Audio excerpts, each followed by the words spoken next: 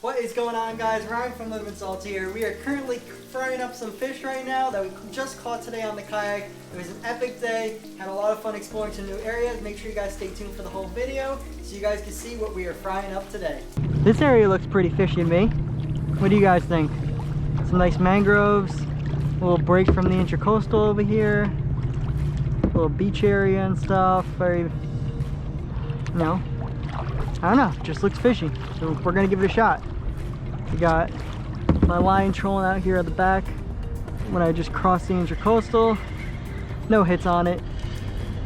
Didn't think I would have anything, but figured it wouldn't hurt to try. We're gonna take a lure and toss it on by.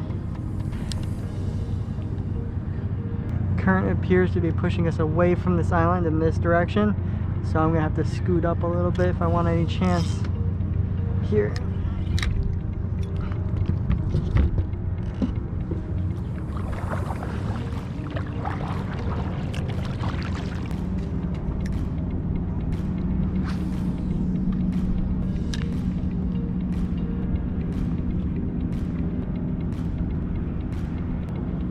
We are choosing to start off with my favorite lure to throw, the shiny spoon, because it's what I catch the most fish on, so figured to start with it.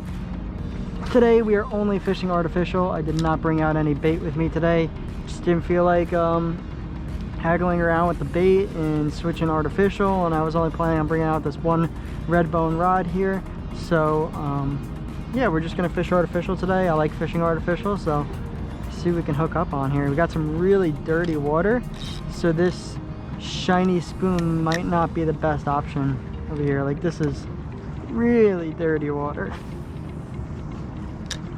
We'll see though. We'll give it a couple dozen casts here.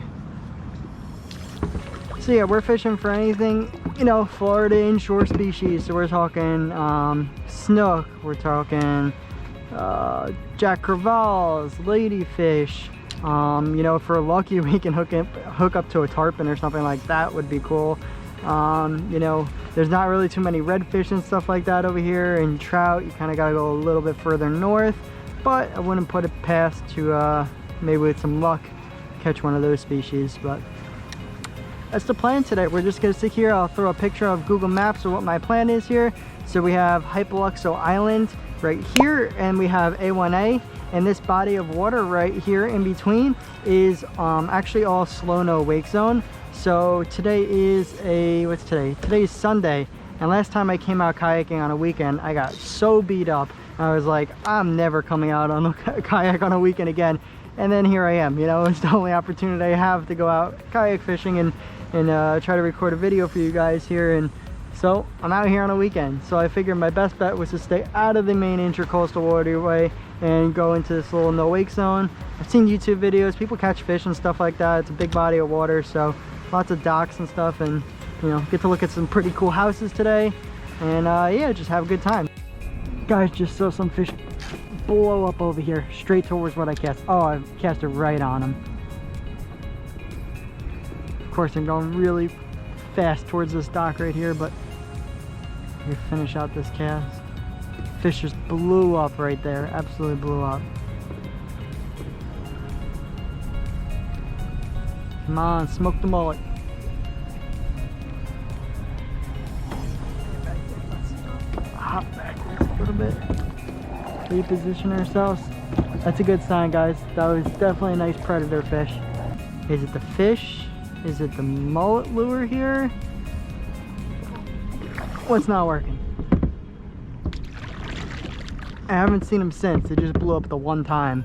Maybe he hit and ran. It was a drive-by. He took out a couple bait fish and went on his way, or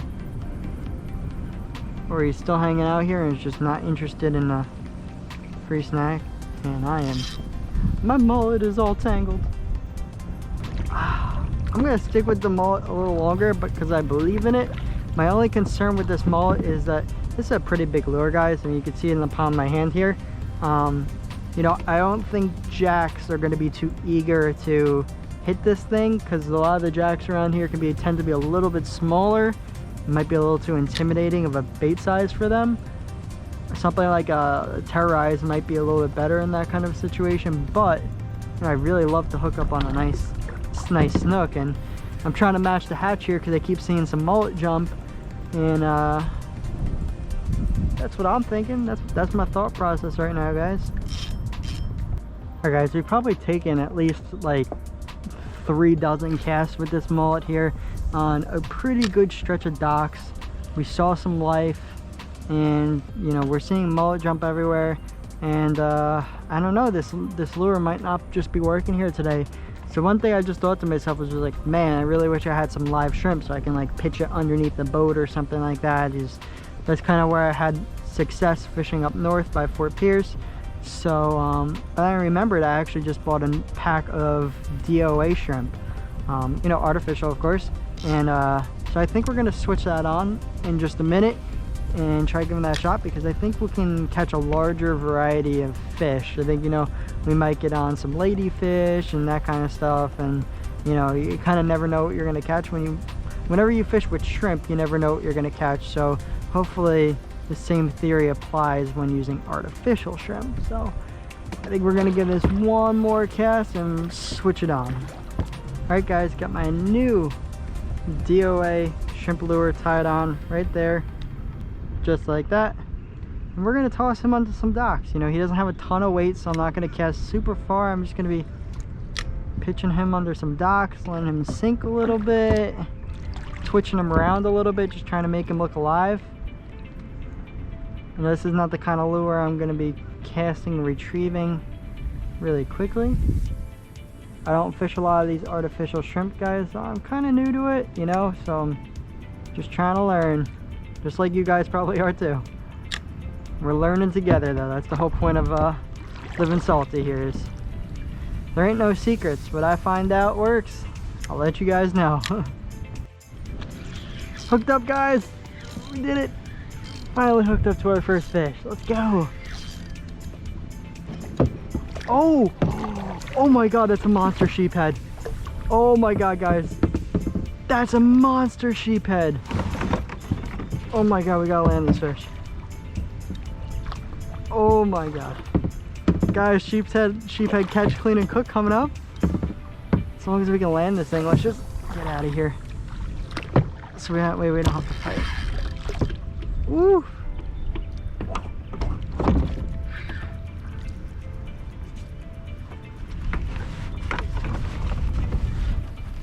That thing is a monster.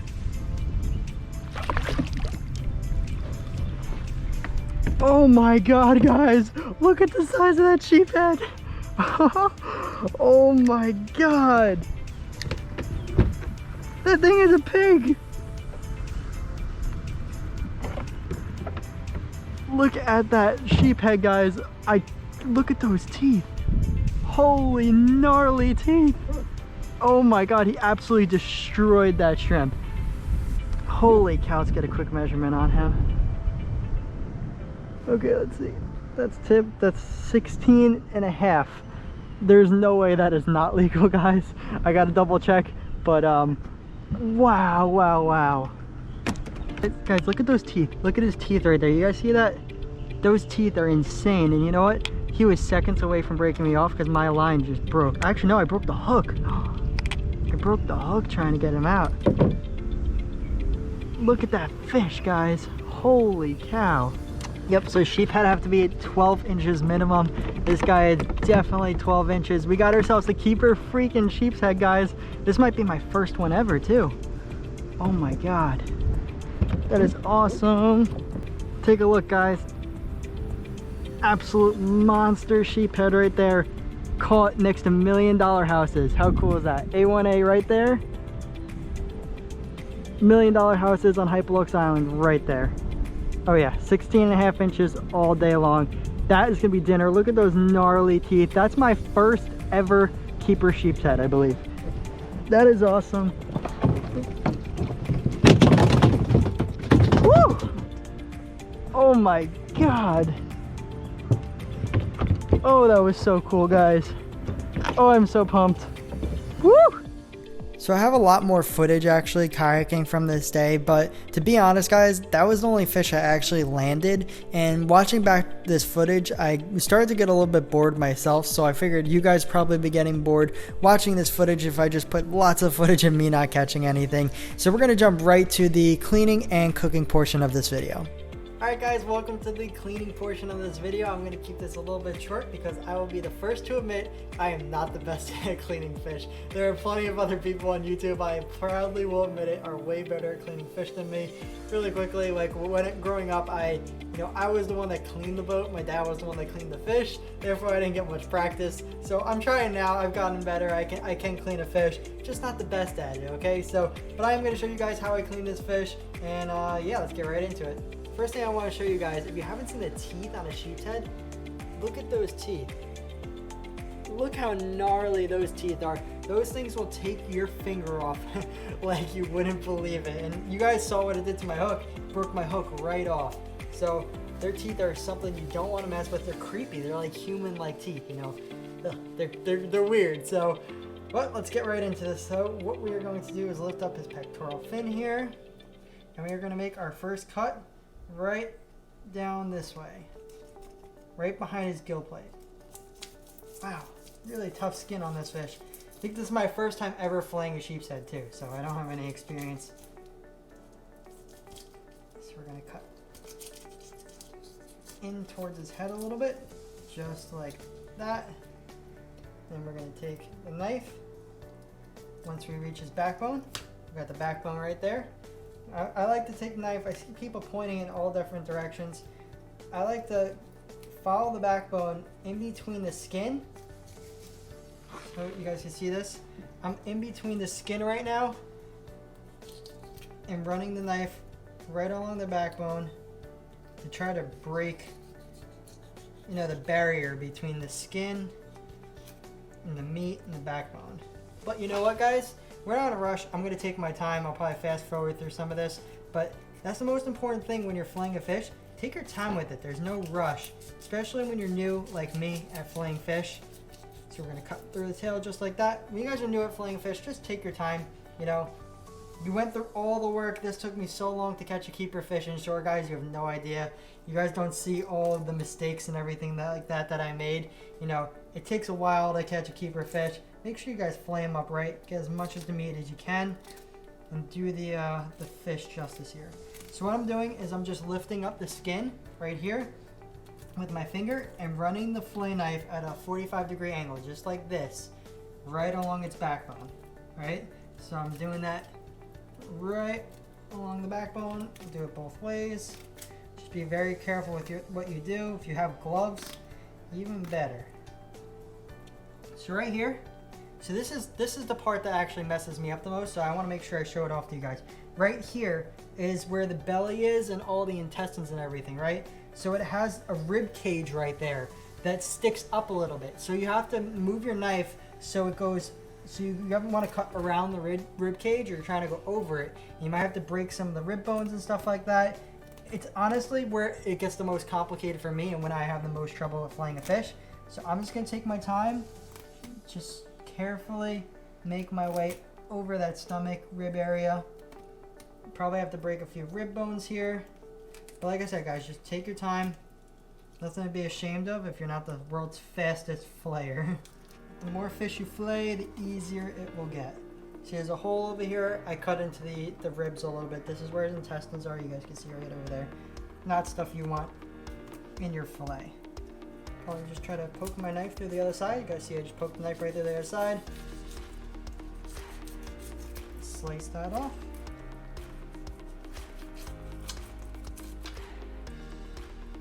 There we go. That right there, that is our slab of sheepshead. Not a bad looking fish. Yeah.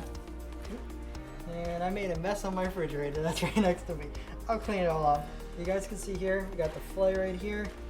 Not too bad. You guys can see, this is where the rib cage area is right here. This is one you want to avoid. I missed out on a little bit of meat over here, but overall, pretty solid fillet. So I don't want to bore you guys too much. I'm going to flip over this fillet, do the same exact thing to the other side. I'll show you guys what that looks like, and then we'll get to how we're cooking up this sheepshead. Alright, here we go. We have the second slab of meat. I did miss a little bit more meat on this fillet than I did the first fillet, but like I said, guys, it's practice. I got most of the meat off. That's all that matters to me. I have enough for a meal. And the one thing I didn't show you guys that I do want to show you guys really quickly is just taking the skin off. Alright, so here we have our fillet, and what we're going to do is bring the cutting board and the fish kind of as close to the edge of the table as you can, or the fillet board, because I'm inside on my counter. Ideally, it would be on a fillet board. You want to just make a first little cut, not going through the skin, and then turn your knife sideways. You see how I just turned my knife sideways just like that? And the reason why it's easiest when you do it as close to the edge as possible is that way you can get the knife level with your counter or your fillet board, right? So you want to take it and just fillet right off, you know, at a little bit of an angle so that way you can get all the meat off the skin, but you don't want to be cutting through the skin. And you're just going to slowly creep your fingers up just like I'm doing now, just to hold on to the skin. And cut it back.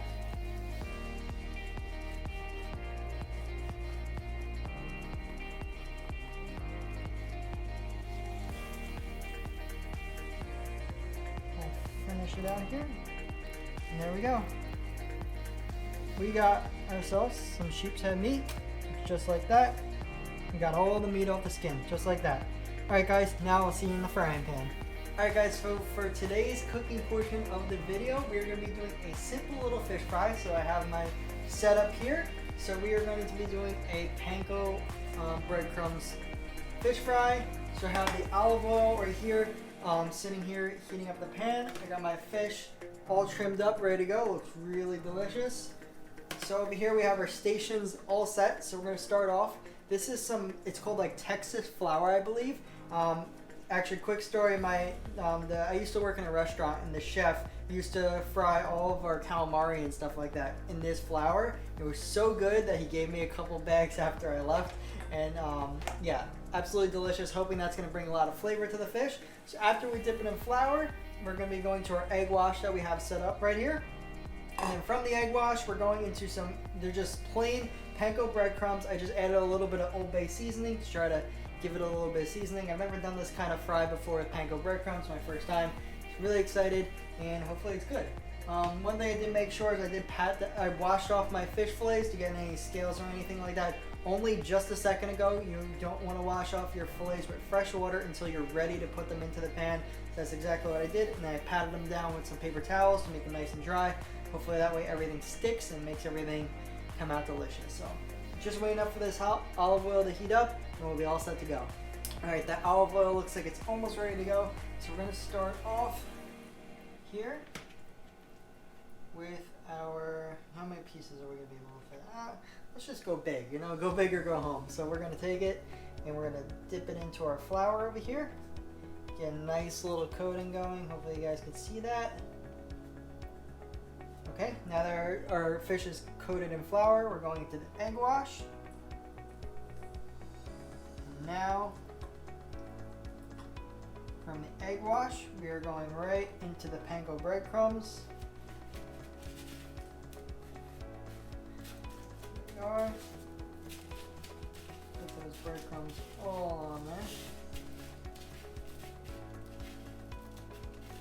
Now that this fish looks like it's ready to go, instead of putting it right into the pan, I'm going to put that off to the side. Get my other ones ready too, because I'm leaning right over this hot oil right now. So I want to be completely done, ready to go. Okay, now we got everything all set to go, so we're going to start laying our fish right in. Nice little sizzle.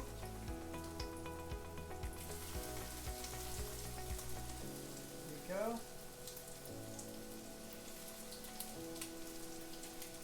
And we could just fit all four in the pan. We're going to give this a couple minutes, and then we'll be flipping on over. Alright, so it looks like these edges are browning up a little bit quicker than I expected to, so I'm just going to give it a flip. Take a look at what, yeah, look, that looks nice and crispy on the outside. We'll give it a flip.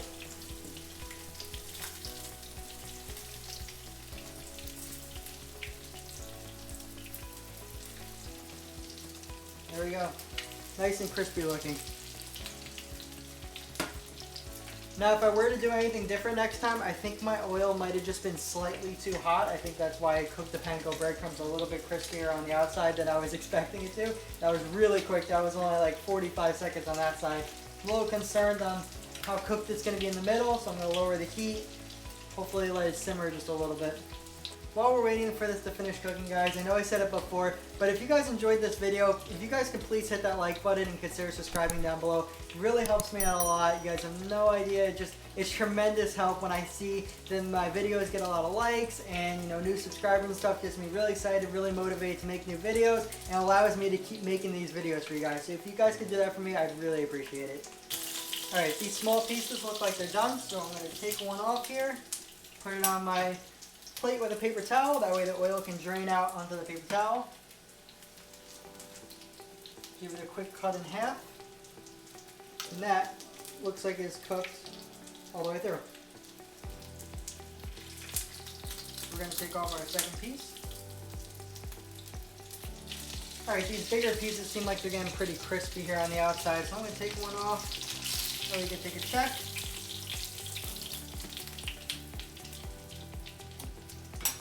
We're going to come over here, cut it in half.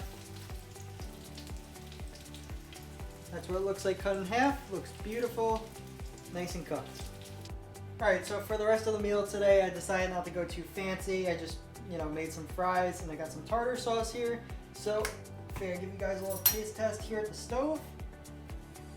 We got a nice little small piece of sheepshead right here. I'm not sure, guys. I think this is my first time ever trying sheepshead. I'm not gonna lie to you. I think this is the first. Nice little piece.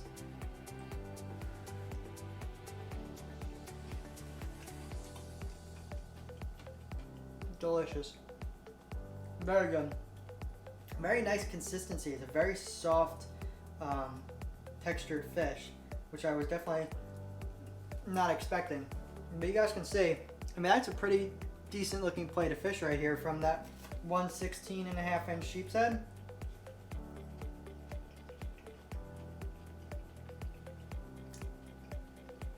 I'm trying to tell if I can taste these seasonings from the Texas breading and the Old Bay that I put in, and honestly I really can't too much. I feel like the panko breadcrumbs, the crispiness on the outside is kind of overpowering that taste a little bit, but let's give it one more taste.